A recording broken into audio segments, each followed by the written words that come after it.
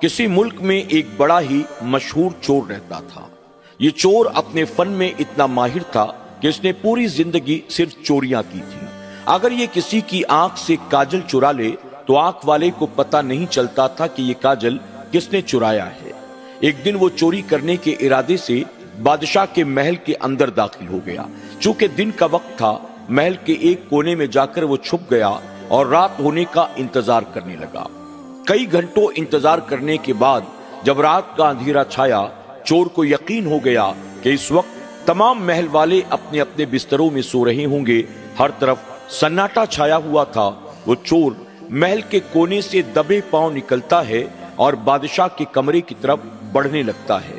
ابھی وہ بادشاہ کے کمرے کے دروازے پر پہنچا تھا، دروازے کو کھولنا چاہتا تھا کہ اندر سے بادشاہ اور ملکہ کے آپس میں بات چیت کرنے کی آواز سنائی دینے لگی۔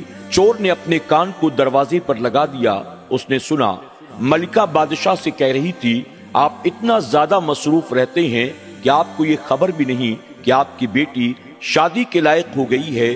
آخر آپ کا بیٹی کی شادی کرانے کا ارادہ بھی ہے کہ نہیں؟ اس پر بادشاہ نے کہا، مجھے اچھی طرح سے یہ بات معلوم ہے کہ میری بیٹی شادی کے لائق ہو گئی ہے اور میں اس کے لیے مناسب رشتہ بھی تلاش کر رہا ہوں، لیکن اب تک مجھے کوئی ایسا رشتہ نہ ملا جس سے ہم اپنی اکلوتی بیٹی کی شادی کرا سکیں۔ اس پر ملکہ نے کہا، آخر اپنی بیٹی کے لیے آپ کیسا رشتہ تلاش کر رہی ہیں؟ تو بادشاہ نے کہا، میں نہیں چاہتا کہ میں اپنی بیٹی کو کسی شہزادے سے بیاہوں، کسی دولت مند کے حوالے کروں، بلکہ میں چاہتا ہوں کوئی اللہ والا ہو، نیک ہو، شریف ہو، پرہیزگار ہو، اگرچہ غریب ہو، لیکن پھر بھی ایسا شخص اگر مل گیا تو میں اپنی بیٹی کی شادی اس کے ساتھ کرا دوں گا۔ میری اکلوتی بیٹی ہے، میں نہیں چاہتا کہ کوئی دنیا دار میری بیٹی کا شوہر ہو، بلکہ میں چاہتا ہوں کہ ایسے شخص کے ساتھ اپنی بیٹی کی شادی کرواؤں جو دنیا میں بھی میری بیٹی کا ساتھ دے اور میری بیٹی کو اپنے ساتھ جنت میں بھی لے کر جائے۔ چور کمرے کے دروازے پر کان لگائے ہوئے ساری باتوں کو سنتا رہا۔ ابھی اس نے یہ ساری باتیں سنی تھی، اچانک اس کے دل کے اندر خیال پیدا ہوا، میں تو ایک معمولی سا چور ہوں، لیکن اگر میں بادشاہ کی نظر میں اپنے آپ کو نیک ظاہر کر دوں، اپنے آپ کو پرہیزگار ظاہر کر دوں، اپنے آپ کو عابد و زاہد ظاہر کر دوں، تو یقیناً بادشاہ کو جیسے داماد کی تلاش ہے، اگر وہ ساری خوبیاں میرے اندر اسے مل جائیں گی تو بادشاہ اپنی اکلوتی بیٹی کی شادی میرے ساتھ کر دے گا، اور جب بادشاہ اپنی اکلوتی بیٹی کی شادی میرے ساتھ کر دے گا تو ظاہر ہے کہ پھر بادشاہ کے بعد میں اس ملک کا بادشاہ بن جاؤں گا۔ میں نے اپنی پوری زندگی چوری کرنے میں گزاری ہے، اب میرے ہاتھ ایک بہت ہی بہترین موقع لگا ہے، اگر میں نے اس موقع کا صحیح استعمال کر لیا تو میں ایک جھٹکے میں اس ملک کا بادشاہ بن سکتا ہوں۔ اب وہ چور جو چوری کے ارادے سے محل میں داخل ہوا تھا، چوری کے ارادے کو جھٹک کر دبے پاؤں محل سے رات کے اندھیرے میں باہر نکل جاتا ہے، اپنے گھر واپس آتا ہے اور آنے کے بعد غور و فکر کرنا شروع کر دیتا ہے، مجھے کیا کرنا چاہیے، مجھے کیا کرنا پڑے گا۔ آخر کار نماز فجر کے بعد وہ اپنے ہاتھ میں ایک لوٹا لے کر، مصلی لے کر، قرآن لے کر، تسبیح لے کر اپنے گھر سے نکلتا ہے اور شہر میں داخل ہونے والے راستے کے قریب ایک درخت کے نیچے جا کر مصلی بچھا کر بیٹھ جاتا ہے۔ کبھی قرآن کی تلاوت کرتا، کبھی تسبیح پڑھتا، کبھی کھڑے ہو کر نوافل ادا کرنا شروع کر دیتا اور کبھی اللہ کے ذکر میں لگ جاتا تھا۔ آتے جاتے لوگ اسے دیکھا کرتے تھے، وہ کسی سے بات چیت نہ کرتا، سلام کلام نہ کرتا، لوگ کھانے پینے کی چیزیں دیتے، لینے سے انکار کر دیتا۔ آتے جاتے لوگ اسے دیکھتے رہے، یہاں تک کہ شہر میں ہر طرف اس کا چرچا ہونے لگا، لوگ اس کے بارے میں باتیں کرتے تھے، لگتا ہے کوئی مسافر ہے، کہیں باہر سے آیا ہے، اگرچہ ابھی جوان ہے لیکن بہت بڑا عابد ہے، اللہ والا معلوم دیتا ہے۔ یہاں تک کہ اب لوگ اس کے پاس دعاؤں کے لیے آنے لگے، کوئی مریض کو لے کر آتا، کوئی بیٹی کو لے کر آتا، کوئی روزی میں دعا کی درخواست کرتا، کوئی صحت کے لیے دعا کی درخواست کرتا۔ اب چاروں طرف شہر میں اس کے ڈنکے بجنے لگے، یہاں تک کہ جب بادشاہ وقت کو پتا چلا کہ بادشاہ فلاں راستے پر ایک نیک نوجوان بیٹھا ہے، بڑا عبادت گزار ہے، پرہیزگار ہے، اللہ نے اس کے چہرے کو عبادت اور ریاضت کا نور عطا فرمایا ہے، تو بادشاہ نے اپنے وزیر سے کہا، جاؤ जा कर इसकी हकीकत को मालूम करो। बादशाह के हुक्म पर वजीर अपने साथ 2-3 जासूसों को लेकर वहां जाता है, जाकर उस शख्स से मुलाकात करता है, उससे जाकर सलाम कलाम करता है, लेकिन वो बादशाह के वजीर से बात करने को तैयार न हुआ। कुछ देर तक वजीर इंतजार करता है और फिर अपने जासूसों को ये कहकर कि इस पर नजर रखो, कौन है, कहां से आया है, खाता पीता कैसे है, क्या किसी से मिलता जुलता है, यहाँ से उठकर कहीं आता जाता है, इसकी मुकम्मल जासूसी करो। ये जिम्मेदारी देकर वजीर वापस महल में आ जाता है। अब वो जासूस भी 2-3 दिन तक उसके पीछे लगे रहे, छुप छुपा कर उसको देखते रहे, भेष बदल कर उसके पास आते जाते रहे, लेकिन उन्हें भी उसके अंदर कोई खराबी नहीं मिलती है। आखिरकार वजीर बादशाह को जाकर रिपोर्ट देता है, बादशाह सलामत, वाकई ये जो शहर में उसके चर्चे हैं बात सही है।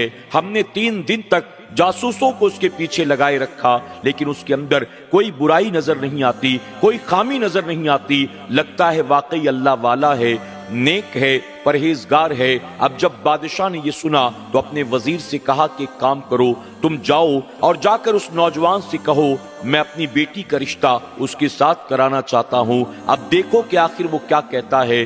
बादशाह के हुक्म पर वजीर दोबारा उस शख्स के पास आता है, आकर सलाम करता है और अदब से 2 जानू होकर बैठ जाता है और कहता है मैं आज आपसे सिर्फ मुलाकात करने नहीं आया हूँ, बल्कि मैं अपनी बादशाहजादी जो हमारी शहजादी हैं उनका रिश्ता आपके लिए लेकर आया हूँ। दरअसल हमारे बादशाह को एक ऐसे ही दामाद की तलाश थी जो जवान हो, खूबसूरत हो, शरीफ हो, नेक हो, परहेजगार हो, आबिद हो। जितनी खूबियां उन्हें चाहिए थी वो सारी खूबियां अल्लाह ने आपको अता की है।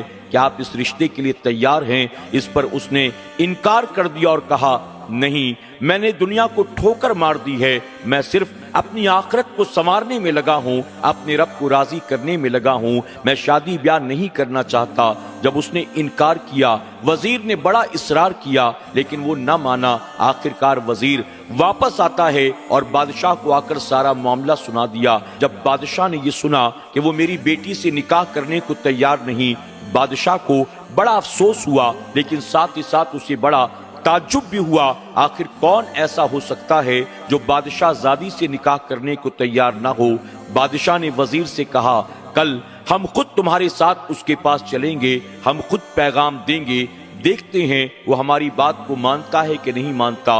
अब दूसरे दिन बादशाह अपनी फौज को, सिपाहियों को, वजीरों को साथ लेकर उस फकीर से मुलाकात करने के लिए आता है। अल्लाह अकबर, हर तरफ हटो बचो के नारे लग रहे थे। लोग इंतजार में थे कि बादशाह आज फकीर के पास मुलाकात करने के लिए आने वाला है। बादशाह पहुंचते हैं, अदब से सलाम करते हैं और उसके बाद 2 जानू होकर उसके सामने बैठ जाते हैं और बैठकर कहते हैं मैं अपनी बेटी के लिए जिस तरह के लड़के को तलाश कर रहा था वो सारी खूबियां मैंने आपके अंदर पाई हैं। यही वजह कि मैंने अपने वजीर के जरिए आपको पैगाम पहुंचाया था, लेकिन आपने इनकार कर दिया। अगर आप हमारी बेटी से निकाह करने के लिए तैयार हो जाएंगे, इसमें हमारी इज्जत बुलंद हो जाएगी, हमारी लाज रह जाएगी। आप क्या हमारी बेटी से निकाह करने के लिए तैयार हैं? इस पर वो शख्स कहता है नहीं बादशाह सलामत, आपके हुक्म को न मानने के लिए मैं माफी चाहता हूँ, मैं आपकी बेटी से निकाह नहीं कर सकता हूँ। बादशाह ने जब ये सुना उसे बड़ा ताज्जुब हुआ।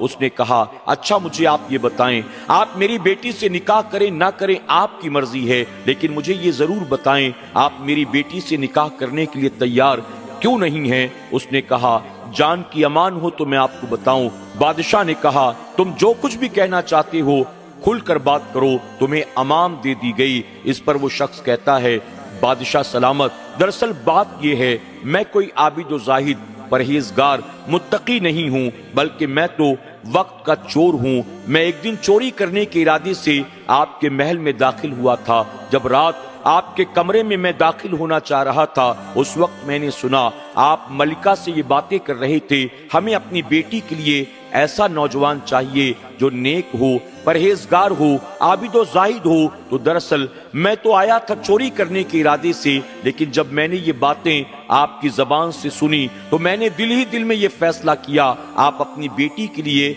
जैसा रिश्ता चाहते हैं मैं अपने आप को आपकी नजर में वैसा जाहिर कर दूंगा, और फिर ऐसा होगा جب آپ مجھ پر بھروسہ کر لیں گے اپنی بیٹی سے میرا نکاح کرا دیں گے، اور جب آپ کی بیٹی سے میرا نکاح ہو جائے گا تو آپ کے بعد میں اس ملک کا بادشاہ بن جاؤں گا۔